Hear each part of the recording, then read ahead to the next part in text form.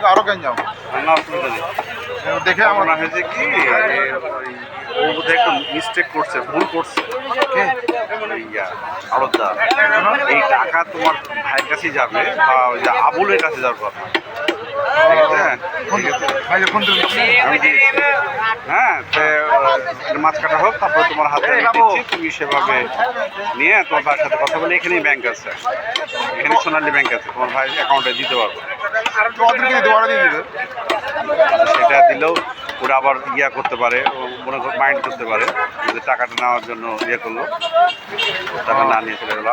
আমার অ্যাকাউন্টে তো ট্রান্সফার হবে না, হবে তো আবুলের অ্যাকাউন্টে। ঠিক আছে, আমাকে দেখবেন, আমি দেখতেছি। হ্যাঁ, তোমাকে আমি দেওয়ার পরেই সোনালী ব্যাংক কিন্তু পাশে আছে, দূরে না, আশেপাশে। ওদেরকে সাহায্য নেবা, একজনকে সাথে কিনে নিয়ে যাবে। যদি বলে যে কী হলো, যে আমার কথা যদি বলে যে ভাই তো নিল না বাড়িটার সাথে, তখন একটু ঘুরিয়ে পেতে বললো যে ভাইয়ের সাথে কি আবার ইয়া হয়েছে, তো ভাইকে আবার টাকাই ওখানে ট্রান্সফার করতে বললো যে ভাই না না নিয়ে।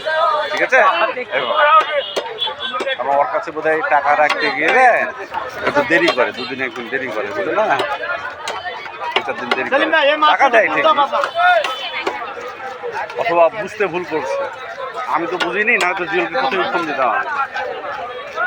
আমি বললাম যে হয়তো জুয়েল ওই কারণে নিয়েছে। জুয়েল বলছে না, বা আবুলের অ্যাকাউন্টে দেওয়ার কথা। কৃষ্ণপুরের আবুল আছে না, হ্যাঁ হ্যাঁ, ফিট নেওয়া যাবে। হ্যাঁ,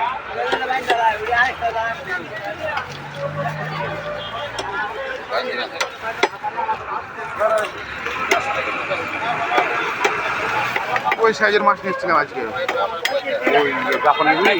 হ্যাঁ হ্যাঁ, বড় বড় হ্যাঁ, 7 কেজি 8 কেজি। কত করে দাম পড়ছে? 370। দাম বেশি না।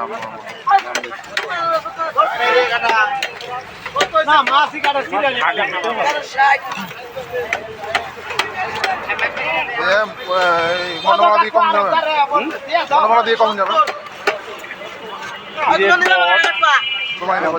হ্যাঁ, না কুরবানি ঈদে না, ঈদের পর পরে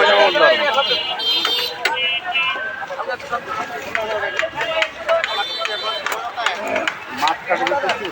সেলিম ভাই, সেলিম ভাই, একটু বাজান দিয়ে দাও। এগুলো মনে হয় সবই কাটবে, তিনটা ভাগ করো। এগুলো মনে হয় সবই কাটবে। আমাদের টাকা দেন না গো। মামার বাগিনে করে সময় নাই, ভাগ করলে আই কাটে দেখালি। মাছ কেটে দাও। আরে মাছ কাটে তো মাছ খাই। মাছের আমদানি বেশি। হ্যাঁ,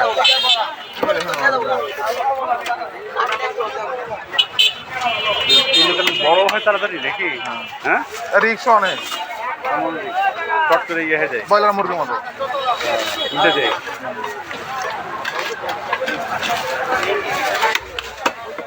বড় বড় হচ্ছে, বড় খেয়াল করতে হবে।